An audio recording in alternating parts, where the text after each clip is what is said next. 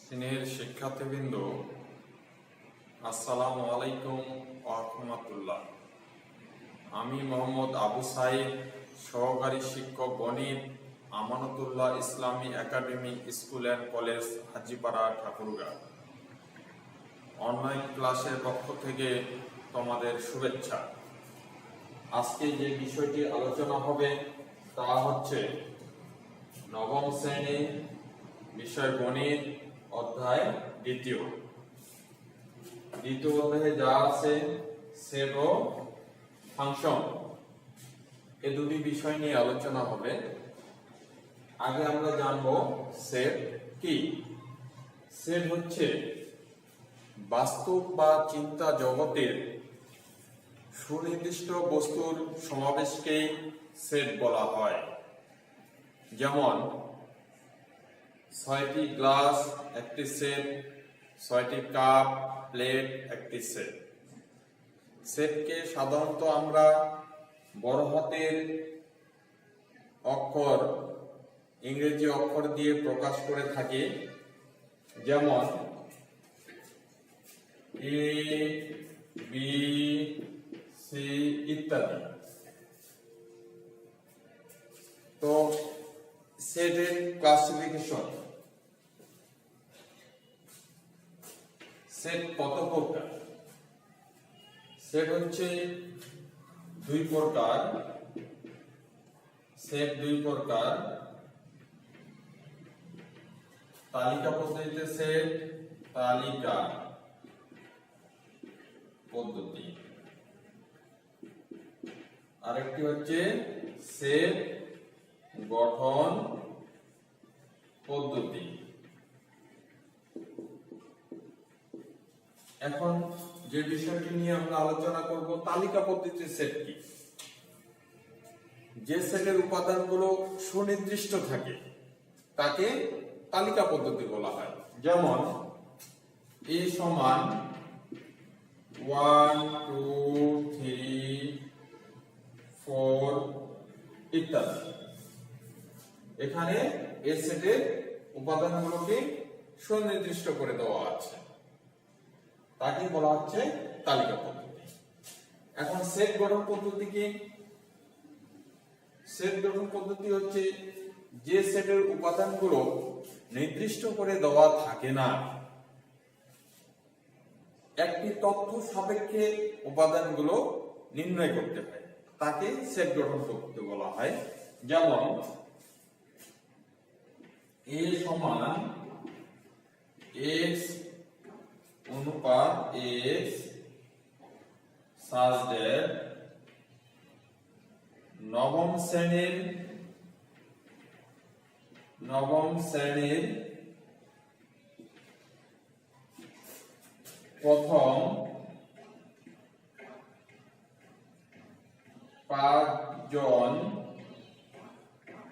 শিক্ষার্থী।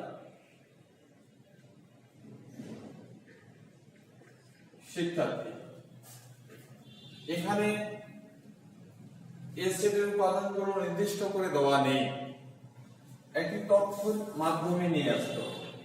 তথ্যটা কি? নবম শ্রেণীর 5 জন শিক্ষার্থী। নবম শ্রেণীর 5 জন শিক্ষার্থী যেমন রহিম, করিম, বাবুল,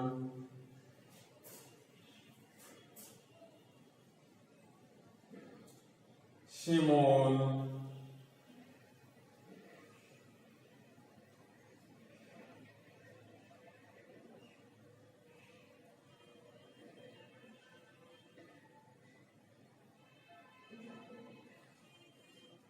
এরপরে আরেকজনের নাম দিতে পারো।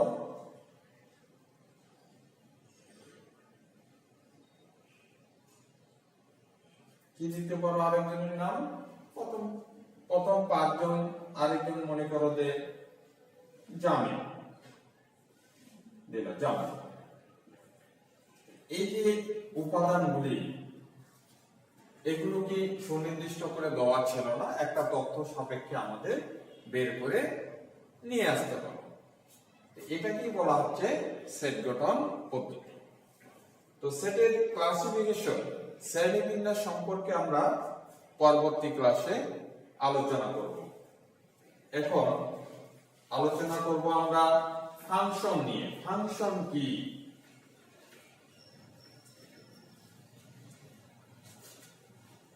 ফাংশন হলো ফাংশন ফাংশন ফাংশন কি? ফাংশন হলো একটি বীজগাণিতিক রাশির ধারণা যা দুটি রাশির মধ্যে পরস্পর নির্ভরশীল। যেমন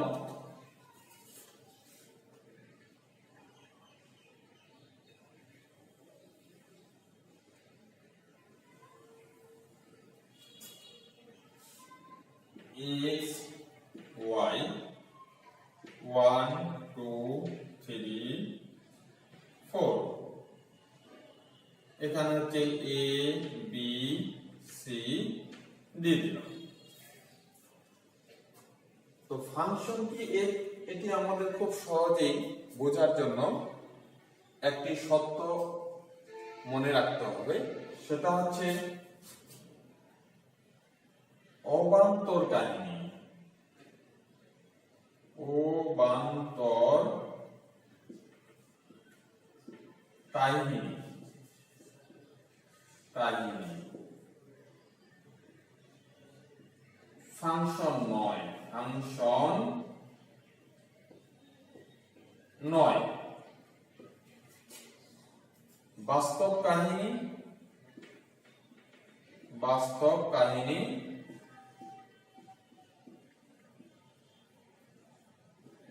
function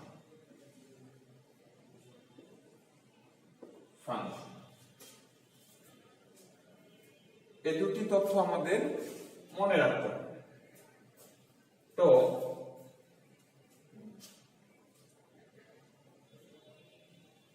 domain,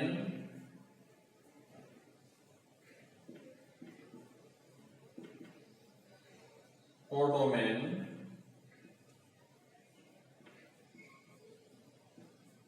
range.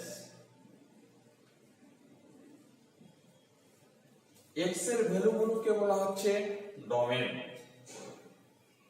R function of x এর ভ্যালুগুলোকে বলা হচ্ছে রেঞ্জ। আর রেঞ্জের ভ্যালুটা যে উপাদান থেকে পাওয়া যাবে সেটাকে বলা হবে কোডোমেন। তো এটাকে যদি আমরা ধরি ডোমেন, এটাকে বলবো আমরা কোডোমেন। কোডোমেন। তো ডোমেনকে কল্পনা করি সন্তান, আর কোডোমেনকে কল্পনা করি মা। এখানে দেখা যাচ্ছে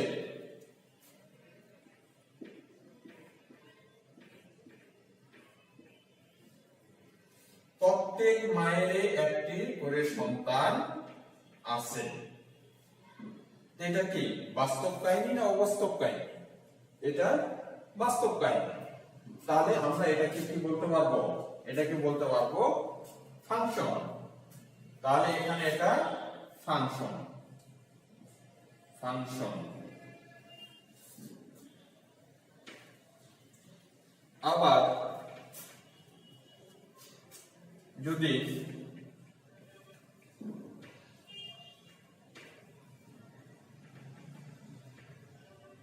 এটা থাকে তাহলে আমরা কি বলতে পারবো? ফাংশন না ফাংশন নয়। এখানে প্রথম মায়ের সন্তান আছে, দ্বিতীয় মায়ের সন্তান আছে, তৃতীয় মায়ের সন্তান আছে, চতুর্থ মায়ের সন্তান নেই।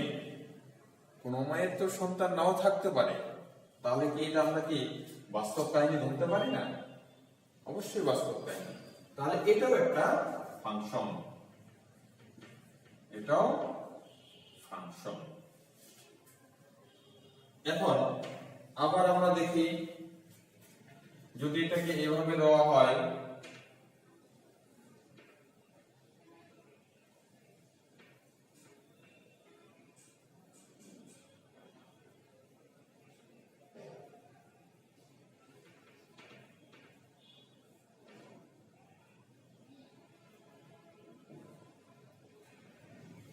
তাহলে এটাকে আমরা কি বলতে পারবো?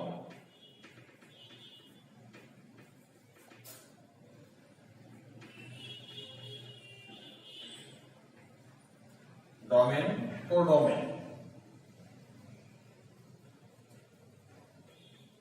এটাকে কি কল্পনা করছি আমরা? সন্তান হিসেবে, আর এটাকে মা। এখন এখানে দেখা যাচ্ছে কি একটি মায়ের কয়টি সন্তান আছে? এখানে এটা না, সরি একটু ভুল হয়ে গেছে, এটা এটা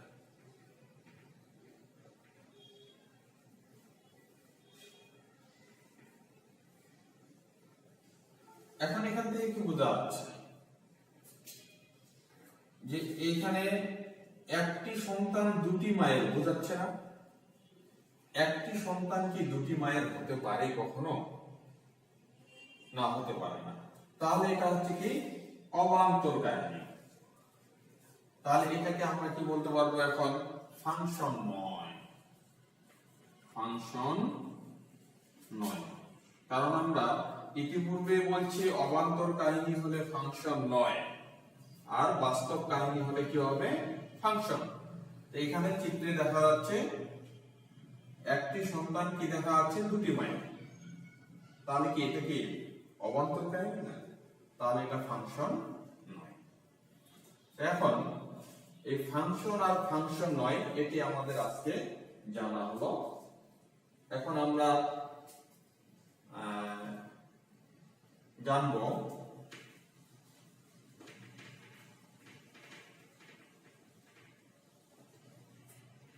একক ফাংশন আর সার্বিক ফাংশন। একক ফাংশন, এক ফাংশন। একক ফাংশনের শর্ত হচ্ছে প্রত্যেক মায়ের ম্যাক্সিমাম একটি সন্তান থাকতে হবে। প্রত্যেক মায়ের ম্যাক্সিমাম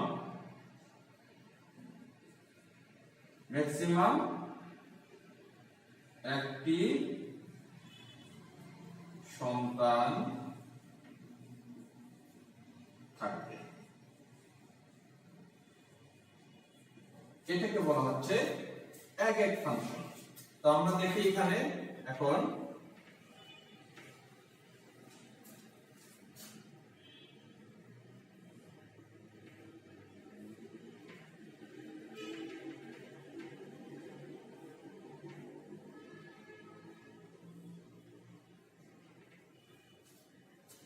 ডোমেন, কোডোমেন। এটা প্রথমত আমরা লক্ষ্য করি যে এটা একটি ফাংশন, এটা একটা কি ফাংশন। দ্বিতীয়ত লক্ষ্য করি কি এটা কি একক ফাংশন না সার্বিক ফাংশন। একক ফাংশনের শর্তগুলো কি ছিল? প্রত্যেক মায়ের ম্যাক্সিমাম একটি করে সন্তান থাকবে। এখানে কোডোমেনকে তো আমরা আগে কল্পনা করছি মা, তাহলে এখানে প্রত্যেক মায়ের কি একটি করে সন্তান আছে না? তাহলে এটাকে আমরা বলবো একক ফাংশন। আবার যদি এখানে এ মায়ের সন্তান না থাকে, তাহলে আমরা কি বলতে পারবো? এখানে কি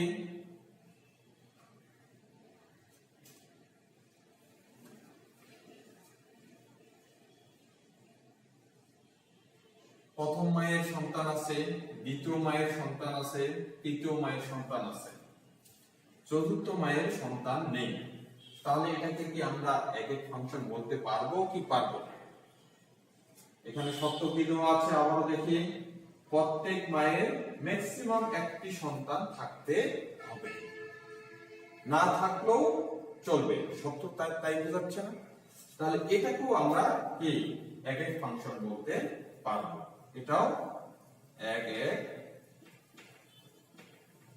ফাংশন। ম্যাক্সিমাম তো একটি করে আছে, কোনো মানে নাও থাকতে পারে, যার জন্য এটি হচ্ছে এক এক ফাংশন। এবার আমরা দেখব সার্বিক ফাংশন। সার্বিক ফাংশন, সার্বিক ফাংশন থেকে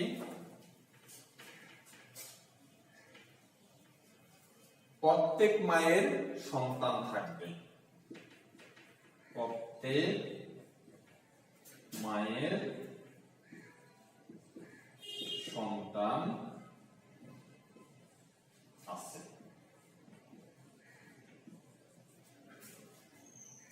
এটা সার্বিক ফাংশনের শর্ত হচ্ছে যে প্রত্যেক মায়ের সন্তান আছে।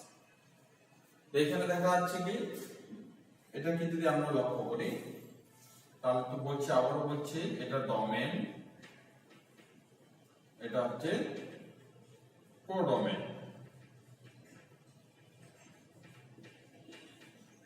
এটা হচ্ছে সন্তান